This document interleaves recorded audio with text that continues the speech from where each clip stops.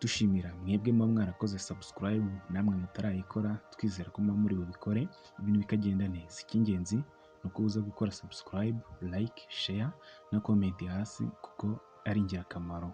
Uyu munsi tugiye kuganira ku nyamaswa bita idubu cyangwa se bamwe bakunze kwita bear. Abahanga bavumbuye ibintu byinshi kuri ino nyamaswa. Ino nyamaswa akaba ari inyamaswa zikunda kuba ahantu hakonje cyane, by'umwihariko mu majyaruguru y'isi no mu majyepfo y'isi. Ahantu haba ubukonje cyane niho izi nyamaswa zikunda kwibera.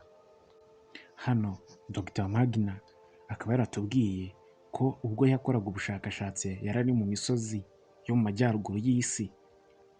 Ahangaha yahasanze umugabo bitaga Fred. Uyu mugabo Fred akaba yarabanaga mu ishyamba na zino nyamaswa, aho zari zaramumenyereye nubwo ari inyamaswa z'inkazi zakabaye ziryana, ariko akaba ari inyamaswa nanone zishobora kumenyera umuntu mu gihe uzihora hafi. Uno mugabo wabanaga nazo yavugaga yuko iyo ari inyamaswa zigira amarangamutima, handi zishobora kubona umuntu ababaye mu gihe wamenyeranye nayo, ikaba nayo yabibona ko umuntu ababaye. Gusa ikindi wamenya kuri zino nyamaswa, iyo bita idubu, iri dubu iyo riryamye rikaba rigishobora gusinzira hagati y'amasaha 5 n'6, urumva ziba zenda gusatira hafi umuntu. Yahasanze umugabo bitaga Fred. Uyu mugabo Fred akaba yarabanaga mu ishyamba na zino nyamaswa, aho zari zaramumenyereye nubwo ari inyamaswa z'inkazi zakabaye ziryana, ariko akaba ari inyamaswa nanone zishobora kumenyera umuntu mu gihe uzihora hafi. Uno mugabo wabanaga nazo yavugaga yuko iyo ari inyamaswa zigira amarangamutima, handi zishobora kubona umuntu ababaye mu gihe wamenyeranye nayo, ikaba nayo yabibona ko umuntu ababaye.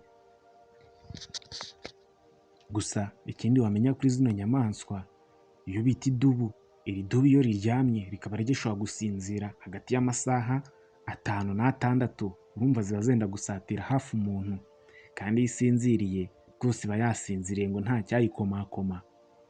Ariko nanone ikindi wamenya ni uko ishobora kumara iminsi 4 cyangwa 5 nanone itarafata icyo gihe cyo kuba yasinzira, iri ku muhigo. Iyo ziri ahantu hashyushye cyane cyangwa se haje mu gihe cy'ubushyuhe, izi nyamaswa ntabwo zijya zikunda kuba zahiga, zikunda kuba ziri mu myobo cyangwa se zikaba zagiye ahantu hasa nk'ahari amazi hagaragara ubukonje. Izi nyamaswa uramutse ushatse kuzisura, ushobora kwerekera mu misozi iri mu bihugu byo mu Buhinde, cyangwa se ukajya muri ya misozi bita Appalachian Mountain, ahakunze kugaragara ubukonje cyane, wazisangayo, cyangwa se mu bihugu nk'Uburusiya niho ushobora gusanga ino nyamaswa bita idubu. Ahangaha akaba ari inyamaswa zigaragarira amaso neza, aho abantu benshi bakunze kuzisura aho ziherereye, kuko iyo ni inyamaswa iba iteye ubwuzu. Iyo uri kuyireba uba ubona isa neza cyane. Ziba zifite amabara atandukanye, ushobora gusanga ishobora kuba yaba ifite ibara ry'umukara cyangwa se umweru cyangwa se ibihogo, ikaba yaba n'isine. Nawe uramutse wifuza kuba aho waba uri hose ushaka kuba wasura zino nyamaswa, urumva wazisanga nko mu Buhinde, Amerika y'Amajyaruguru, aho ngaho muri Canada, ukajya mu Burusiya, aho ngaho ni ahantu ushobora gusanga amadubu.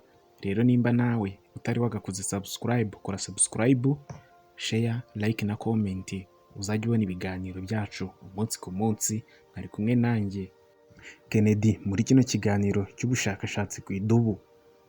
Abatarakora subscribe mbibutsa gukora subscribe kuri no channel, mukajya mubona ibiganiro byacu umunsi ku munsi.